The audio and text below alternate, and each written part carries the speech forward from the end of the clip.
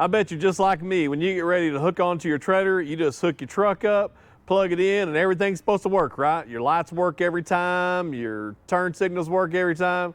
No, you know that's not the case. Half the time, something doesn't work. You may have a blowed fuse, you may have a trailer disconnect sign on your dash. Today, we have an issue with our 7-way, 4-way combo plug, and it's replaced more than you would think. This is a 2014 GM, so it's not that old of a truck, but it's fixing to turn 9 years old. It's the original factory plug. It's time to throw that one out. Let's put a new one in. Many times it's just corroded. I'll show you what's wrong with mine here shortly.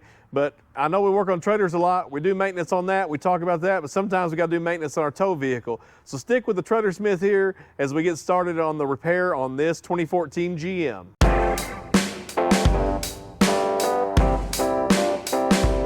Before we get the 7-way plug replaced, go to our channel, check out our videos. There's some good information on there. Remember, click to subscribe, give us a thumbs up, leave comments below, and tighten the lug nuts. If you have not tightened your lug nuts, your wheel's about to fall off more than likely. Go check out our latest video where we cover all the things you need to know when buying a new trailer, what to look for, and most importantly, re-torquing your lug nuts so the wheels don't fall off. All right, let's get into it. As you can see, I have the custom grab and go cover for my 7-way plug. No, some dummy done broke it off, and I'm the dummy. So that's why we're replacing this today. Many times inside this plug, it just simply gets dirty, it gets maybe a little corroded, and you can just clean it up. And what I use to clean it up is this. You buy this can of Magic right here, you spray the Magic in the 7-way plug, the dirt, and all the nasty goes away. Many times that's all you need to do, and you will have a good contact. You won't have the disconnect notice that comes up on your truck. But on mine, I did break the cover off, and many times I see people running without the cover, but the cover is very important. That little tab right there is what holds the 7-way in there that keeps it from jiggling and falling off and going down the highway and dragging your 7-way plug off. If you've ever drug that 7-way plug off, be sure to go back and watch our video on how to replace the 7-way plug on the front of your trailer if you drug it off like I have before. So I'm going to show you how to replace this one today. This one happens to be easy. That's why I'm doing it. I wouldn't want to show you a hard one. That'd be tough. Most of them are pretty easy to replace. It's pretty cut and dry. So I'm going to show you how to do this, so maybe you can do this yourself. We're going to be using the Hopkins 7-blade 4-flat combo plug, the exact OEM fit. It will give you an application guide on the back, but if you don't find your application there, visit their website for more applications. This is a plug we use almost on a daily basis. Many people just don't think, that you ever have to replace your plug on here, whether you broke the lid off or it's just corroded. These are a good product. They hold up well. I'm going to show you what comes with it. It does come with this bracket. We will not be using that bracket today. If you're wanting to add one of these to maybe an aftermarket bumper or something like that, that's what this bracket is good for, but we will not be using that today. We will just be using the plug. So on the back side of the plug, you see a couple of stainless steel clips. That's what holds it into the bumper. So you will have to push these in, release it to pull it out. I'll show you how to do that shortly, and then we'll show you how to make the connection. If you take a look down here at my 7-way plug, where I'm missing the lid, if you were to put the 7-way trailer cord in here without this on there, it will get loose and it will work its way out going down the road and fall out. As I said, this holds your 7-way plug in right there, so it's important. So if you broke your lid off, not only will you get dirt in there, the plug will come out, so you have to replace it. We will leave links below to some of the products that we've used in this video in the description, so check those out if you're in need of some of this. So let's get this one pulled out and let's get the new one in.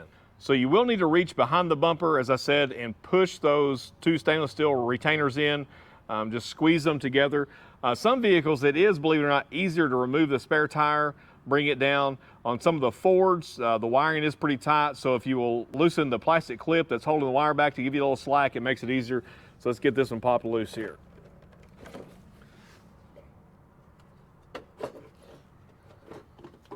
Give it a little twist, and now the plug is out. I want you to take note real quick on this little plastic clip right here.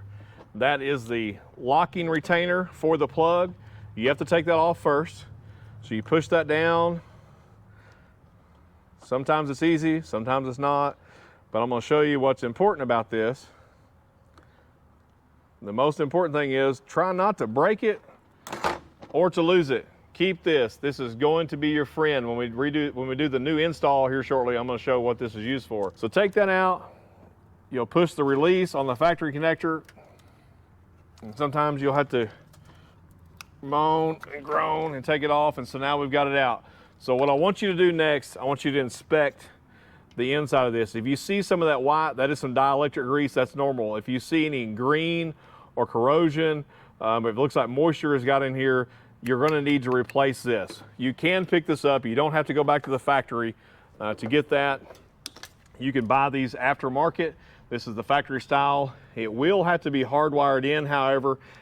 These are color coded for like a utility trailer, but you will have to know your wiring code in order to hardwire it back into the truck plug and to take the factory one off. Then you can either ground it out to the chassis, or you can just hook this up to the ground wire if supplied in the harness. This one is good. If you have some dirt and corrosion, you can take the contact cleaner, spray it in there, let it dry really well. Many times we'll see in these that this connector here is pushed in, it's loose. Again, if you have any issue like that, go ahead and replace this harness or take it to a shop. They can replace that for you, because there's no reason to put a new plug on there if the supply harness is not going to work. So now let's dry.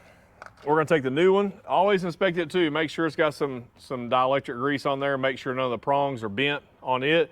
Then it's simply just push and click. Once you feel that snap in, that's tight, right? Here's the mistake that I see most people make. They do that and they throw this little plastic piece away. They put it in the bumper, and that works great until this comes loose, and it will back out. It will get slack and you'll start losing connection. And then you'll also get moisture in it because the weather tight O-ring that's on the back side of that will no longer be pressed up against the 7-way connector, and you get moisture. So like I said, it's very important to not lose this. If for some reason you break that or lose it, you're going to need to push this together as tight as you can, and you're going to need to electrical tape that connection on there as best you can. But it's always the best move to put the little clip in. Once you do that, really, you're done. You put it back into place, clip it in. Now we've got the cover back on. When I go to plug my 7-way plug in, that cover is going to come up, lock it in, and keep it from vibrating out and dragging down the road. This is a replacement that most people can do. This will fit most vehicles that use a round style. If you have an older Dodge, they do make this same plug that has a square top connector for the Dodges, so it's out there. Just look up the application chart either on the box when you go to purchase, or remember to go to the website. They have the website listed on the back side of the package. And remember, if you have any questions or comments, let us know those. Put those down in the description. Check out our other videos. Now that we're finished with this install, hook your trailer up, check your lights out, make sure you don't have any blowed fuses, make sure there's not any other issues going on, and you're ready to go to work. You're ready to go to the lake, you're ready to go camping, whatever it is you're going to do, let's get that trailer hooked up and let's get going.